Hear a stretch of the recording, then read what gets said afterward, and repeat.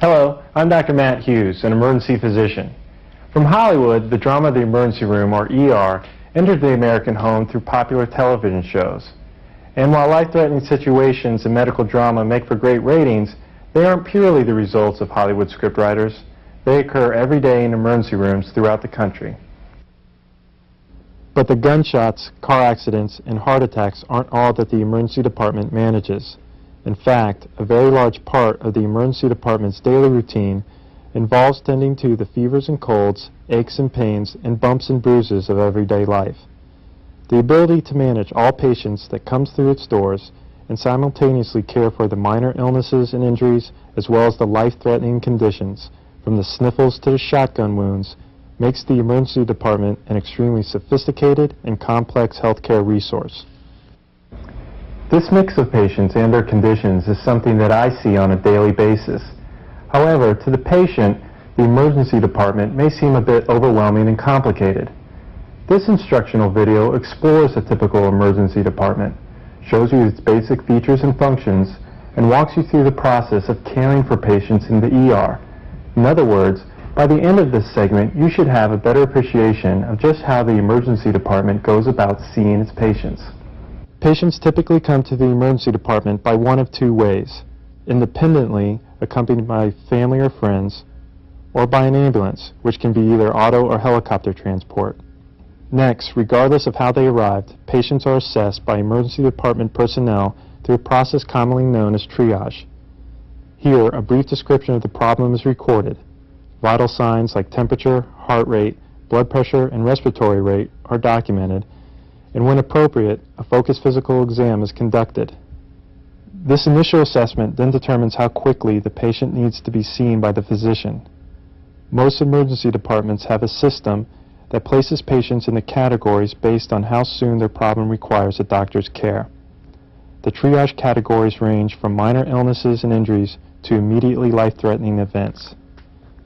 Every patient in the emergency department is screened and then placed into the system based upon their condition. Some important characteristics regarding the emergency department may already be apparent. By necessity, it cannot be a first-come, first-served resource. For example, say you come to the ER for a sore throat. While you need a medical evaluation, it was determined that you can safely wait until the physician's next opportunity to see you. After waiting some time, another patient arrives who may be critically ill. This patient will be seen before you because of his condition, despite the fact that you arrived first.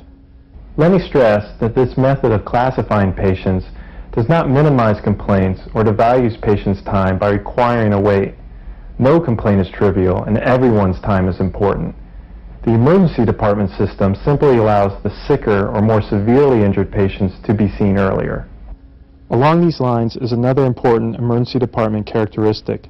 The activity in the waiting room does not represent the overall activity in the emergency department.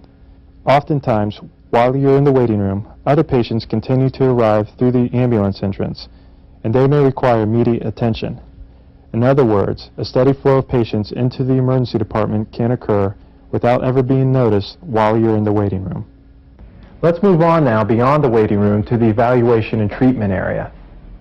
Once in the evaluation area, a thorough workup begins to determine the nature of your problem. Here, a history is taken, a physical exam is performed, and when indicated, diagnostic tests are ordered. Again, the type of problem determines how much time and resources are dedicated to individual cases. For example, a sprained ankle may take only several minutes to diagnose and treat. However, a severe car accident may require large amounts of time, resources, and personnel. Finally, after collecting all the relevant information about your condition, the doctor develops a plan to resolve the problem. This typically involves treating the immediate problem or arranging further evaluation and treatment either in the hospital or in a clinic. That's it. That's the system. Patients arrive, are assessed, categorized based on their condition, and then evaluated and treated according to their priority, with the ultimate goal being the provision of high-quality health care in an efficient and organized manner to all patients.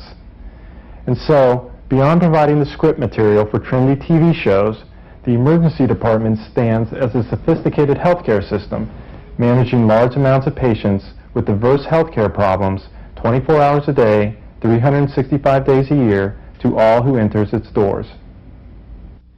The video you just saw focused upon common medical problems often encountered in an emergency department. Many of these problems can be managed by primary care physicians, such as family practitioners, internists, and pediatricians, and others. As a first step towards managing your health care, we urge you to contact your primary care physician, as they are typically acquainted with your medical history and can maintain continuity in your care. If you do not have a regular physician, we strongly encourage you to establish a relationship with one.